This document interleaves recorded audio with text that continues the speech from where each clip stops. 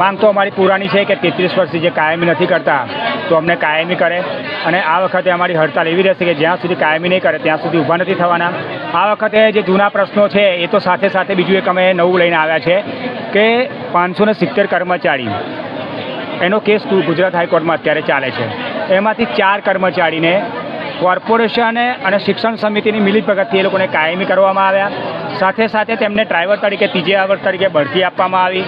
એમાંના એક કર્મચારી નિવૃત્ત થઈ ગયા, એને પેન્શન આપવામાં આવે છે. તો અમારી માંગણી એટલી જ છે કે એ લોકોને જે આધારે કાયમ કર્યા પેન્શન આપો એ રીતે 570 કર્મચારીને લાભ મળવો જોઈએ. અને જો એ લાભ નહીં મળે તો મેં આરટીઆઈ કરી છે. આરટીઆઈમાં જે જવાબ આવશે એમાં જે અધિકારી હશે, પદાધિકારી હશે, એની સામે અમે લોકો કાયદેસરની કાર્યવાહી કરવાના છે. આ વખતે લોલીપોપ લેવામાં નહીં આવે.